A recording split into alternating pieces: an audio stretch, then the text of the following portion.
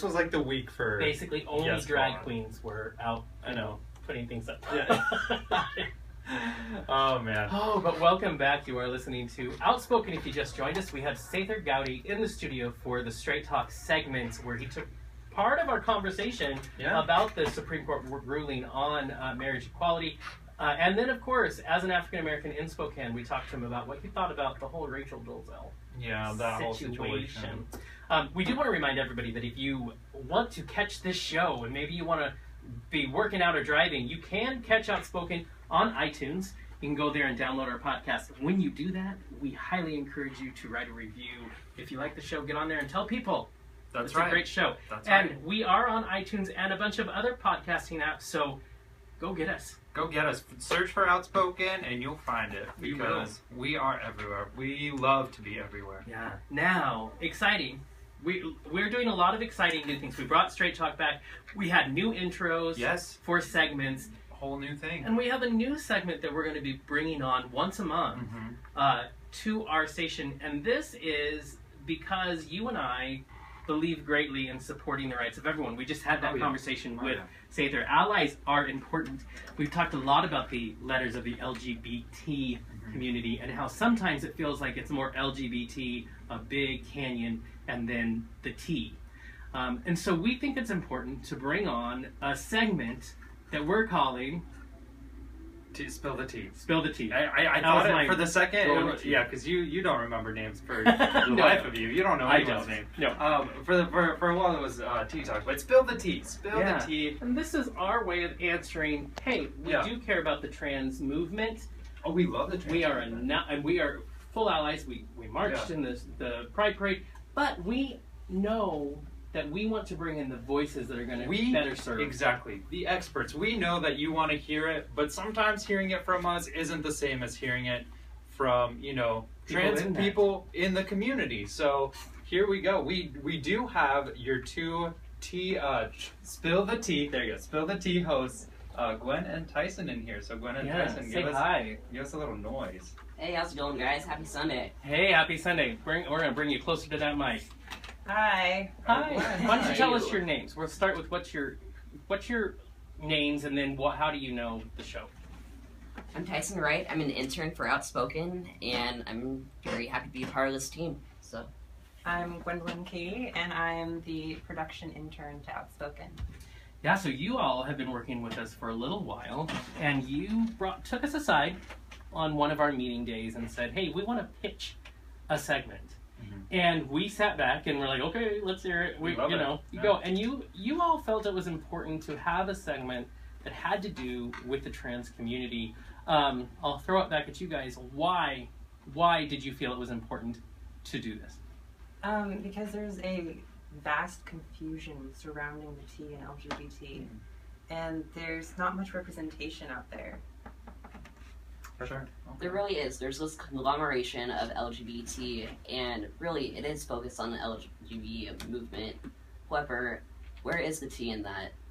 It's not a sexuality choice. It's more a gender preparation, Yeah, sure. So therefore, it needs to be... They're different. They absolutely are different. And I think it's still confused. We watched it in the Diane Sawyer interview with Caitlyn Jenner. The difference of not understanding that it's not about sexuality. Yes. It's about gender. Yeah. Absolutely. Now, do you guys feel that, now we have a lot more light on the T issue, the trans issue? We have people like Laverne Cox coming out. We now have people almost on the cover of Men's Health magazine who aren't trans. Really big news things happening, like Bruce Jenner. How do you feel about that, the light that's being shed finally on the T? I believe that we're finally just introducing the transgender movement. However, we do have a long way to go. Yeah. I think it's great to have that social representation. However, I do think that it still isn't as represented as well as it should be. I will say in the interview that you had with our producer, Kurt, before you started as an intern with us, I kind of bombed that interview and just came right in because that's how I do. And I sat down and I asked you to give me an idea of why you're passionate. And that was the it's not the first time I've heard it, but you were very clear when you said there's too much of a divide. It is the LGBT, it is the T. I want to ask you both about your experience with that, and why do you feel that that is so separate from the rest of the LGBT movement? Personally, I'd say it's a little different because it's gender expression, gender identity. It doesn't have anything to do with sexuality or who you love. It's self-identifying. Sure. I mean, tell me how you feel about this, but I've heard, sexual orientation is more of outwards, but gender identity is more looking inwards, and it's that divide. That's how people have explained it to me before, and that's what I hear a lot. Well, how do you feel about that? Is that accurate? Is that how you portray it? That's a very good accurate. Sure. Yeah. Okay. Perfect. Well, talk to us a little bit about that then. Both of you have incredible stories to tell us. So, Ty and Gwen, whoever wants to go ahead. Start us off with your story. A little bit of an introduction about yourself. Of course. I was born in Walla Walla, Washington. Actually, technically, on a little farm outside in Prescott. Yeah. Little wheat, farm town, and my grandfather was a representative for the Capitol for 24 years. Went to a little small Catholic school, full of 33 graduates, I think, in my class. Wow. So, it was Tiny. difficult. Yeah, most definitely. So, political family, very religious family. I came out as a lesbian for a very large amount of my life because I had no idea what the word transgender meant until actually the age of 18. Sure. So my first week actually at Spokane Falls Community College, I heard this word, and now it's been 7 years that I have identified as who I always have been. Sure. And essentially now it's been just a little over 2 years on testosterone, so hormone replacement therapy. What's it been like going through that experience in Eastern Washington, which of course is typically more conservative than the West Side? I wouldn't call it actually that difficult. It was definitely difficult with my family. They have come around in some aspects. You win some, you lose some in terms of you really have to create your own family. I think that's definitely just a common concept within the LGBT community. So it has been difficult, and it's been definitely a long road. However, in terms of actually showing who I am going out in public, I've never had that problem. It's something I'm not ashamed of. I'll gladly tell anyone I'm transgender any single day of the week. And you're very outspoken. I mean, you're on the right show. Very outspoken. You mentioned that first you had come out as a lesbian before you found this term. Did you always, even though the term wasn't there, was there always that even the lesbian part didn't feel quite? Oh, absolutely. I just, essentially thought there was no one else in the whole entire world that actually felt like I did. I always knew I was a boy. However, I mean, like I said, coming from the conservative family that I did, it just wasn't talked about. Right. So It wasn't even an option, sure. Oh, no, not an option. It was a big enough deal to come out as a lesbian at the time, and I lost some contacts actually even then. Yeah. So. Wow. Well, to come out twice like that, having to say, look, I'm different now, but wait until you hear who I actually am. And that's hard. I mean, from the LGBT community, as a gay man, I know how hard it is to just tell your family, look, I'm gay. This isn't what you think, but you're going to hate me for it. So I can't even imagine what that's like to take it that extra step. Exactly. Now, Gwen, what was your experience like? Well, I was born in the Puget Sound, and I grew up on Vashon Island. It was pretty normal. Like, I liked a lot of effeminate things, and I grew up very effeminate. And when my parents relocated to Spokane, things changed. I became very introverted and stuff, and I described to my parents how I felt, and very often I was broken out in tears and everything, dreading puberty. And I went to a public school, not religious or anything like that, but there were a lot of religious people attending. Sure. When I finally decided to come out, I first came out as bi, then I came out as gay, and then I came out as trans, fearing that coming out as trans first off would be a bigger shock, because sexuality is a little more fluid, while gender in the eyes of social norms is black and white, and those limitations, when they're questioned, is very threatening to the public. So I came out as trans last, and I lost a lot of people for it. Like, in fact, I had a traumatizing incident at school when I told one of my friends, and she tackled me to the ground, ripped off her her cross, and her curse. Yeah. Really wanted to say her cross, and basically placed it on my forehead, screaming at me tried to perform an exorcism. Yes, Right. exactly. Wow, It was traumatizing. Yeah. Thank you, friend. Yeah. I knew what transsexualism, transgenderism, Sure. whatever you want to call it. I knew about it since I was, I want to say 13. Mm-hmm. And I started my physical transition when I was 17. So I've been on hormones for about 5 years. So you had family support? Mostly I did. Yeah. That is now, as you two so bravely, to be honest, step up and step out and want to do these segments and will obviously do these segments, what is the hope that you will accomplish with that? I hope to, there's a huge stigma around the transgender community, especially around the MTF side, the male to female side. We're viewed as prostitutes or something like that, and like sexual objects. And I hope that as me being out public, I add more of a human value instead of an item or an object to that. Sure. And Tyson? I think my goal is essentially with every other stereotype that everyone else has, it's essentially break down those barriers and internally, finally just recognize who we are as people. Have us introduce ourselves to you versus, create this ideal stereotype at face value. Yeah. Absolutely. And, I'm just an individual like everyone else. I have my coffee, I wake up, everything's The just fact the that same you as like every coffee already makes you just amazing. Right? No, That one thing, Jonathan. That is all will judge by. you on That's that. really the only thing I judge anyone on. Is yeah, coffee. exactly. So a two-part question for both of you.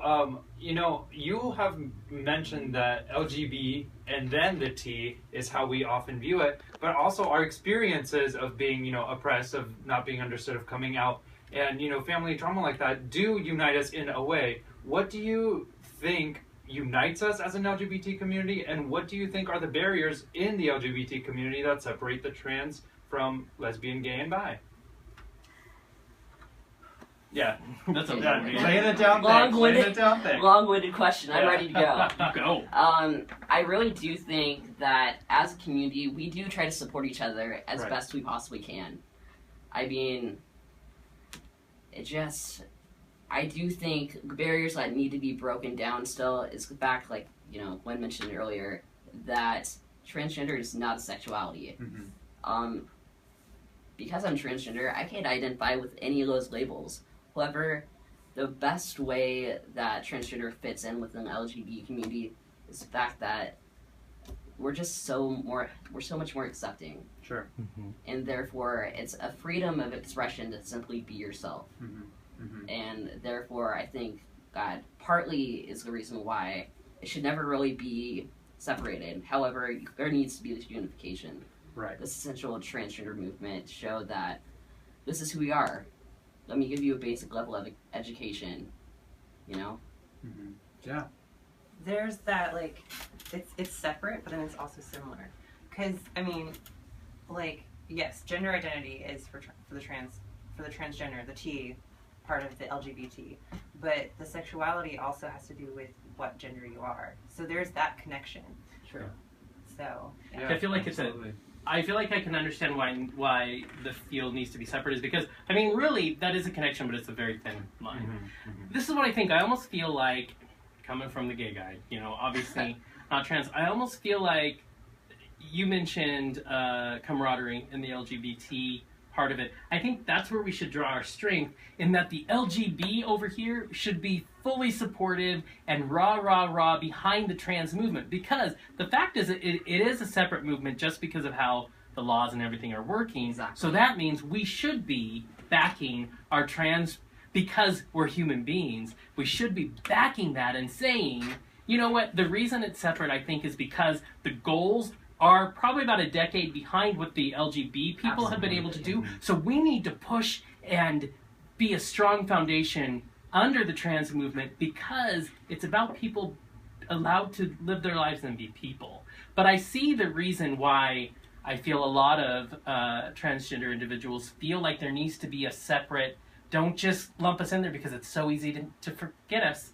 and just put us in there and, oh, that's okay. I mean, let's talk about the Supreme Court where the conversation started early on that the lawyers decided, listen, we probably can get a win if we make it about lesbians and gays, but if we start bringing in transgender movement, then we're going to lose it. So right away the conversation was, oh, let's just toss those people aside so we can get it. It's awesome that we have that, but that conversation is still happening, which means we even more need to get behind people and be like, you know what, it's freedom and liberty for all, period. So, I mean, I totally get that. And to sometimes feel like, hey, you forgot about us over here. Right. You know what I mean? I totally get that. Do you, let's be honest, Spokane does not have any, well, they don't have our show until we came along. They don't have the voice of two people from Spokane who are open and out and transgender, stepping up and saying, hey, this is what I think we need to talk about every month. Does that cause any pause for either one of you? Did it make you nervous at first when you thought, what if the boys say yes? We really are going to do this. Tell me about that part of it. I wouldn't say it really made me nervous at all, because I feel like the representation was needed, and I was willing to step up to that plate. Sure. Yeah. Same for myself. I mean, honestly, I think Gwen and I are out in the community so much already, you know, either running to support groups or whatever. Like, I think it's just a shared passion that it needs to be done. It needs to be said. If no one else is going to do it, like, it's our job. Yeah, absolutely. So I know that I personally have a ton of questions, and I love being able to ask you and, you know, give the listeners something to think about, some answers, but I know the listeners probably would also have some questions, so I'd love to open up the lines for callers. If you have any questions for Gwen or Ty over here, they are our trans experts for the day, and once a month they will be, so feel free to call at 509-747-3807. We'll take your call and ask them your questions, but while you do that, question for you guys. I mean, obviously, like we had stated in the first hour, 6 states fully support, Washington being one of them, thankfully, fully support LGBT rights with, you know, inclusive of trans people. That means medical, I mean, you get insurance. Is that a huge worry for you? I mean, nationally, we don't have that. And in Washington State, a lot of the times, it's always hinging on that budget. You know, what are they going to cut next? I personally feel very grateful for the fact that Washington State has as many, you know, so many rights that we do. Yeah. However, I mean, I think the process still is a difficult one that needs to be easier. Okay. Whether it be through insurance or simply just getting hormones to begin with. It's still a difficult road. And I can't even imagine being within a state that doesn't have those rights, being as difficult as it is within Washington. Yeah, if you feel like there's still a struggle in one of the 6 states that has it, then I think that means there's a lot that needs to be said. And Gwen? It's a little worrisome because for the states that don't have those protections, it's a race to either ban something or getting that protected. In Florida, they had a bill that I can't remember if they're still working on it, but it was something where you had to show your ID to go to the bathroom. And that's very worrisome, and it's dehumanizing. It really Dehumanizing is it right there. We forget that to recognize our humanity, and therefore we take it away from other people. I'll go ahead and speak for Sergey and I on this, because I wholeheartedly believe he believes the same thing that I'm going to say, which is we are very excited that you guys came to us. We're very excited that you work with us. Anyways, you guys have been amazing, and and what I love is Sergey said, so many questions we have that we want to ask you. I think last year when we interviewed the head of the National Transgender Organization out of DC, it was very nerve-wracking because we're very respectful human beings. We never want to step on toes. With you two being, you know, we've known each other, we've built a relationship, I do feel very comfortable going, I could sound stupid here, but I'm going to say it. And then I feel like that's the great gift that you bring not only to us, and I'm excited to see what we learned, because you start throwing out terms and you're like, you know, MTF and all this, and I'm like, people are going to want to know. People will want Exactly. And that you two are willing to share your experience. That's amazing. And I do want to say we are going to be unveiling articles that you two will be writing, that we are going to be more than happy to get out there. And you know, we've been lucky, and we obviously got to read your first 2 articles before we published them. And you two are very transparent, very open about talking about, you're very vulnerable, talking about your experience, and that is what's going to change people's lives and change the way they see things. And more power to you. You know, we're old hats at this now, and we go out and say things and get screamed at. I have a lot of respect for the both of you. Yeah. Thank you. Now to add on to what Jonathan just said, I mean,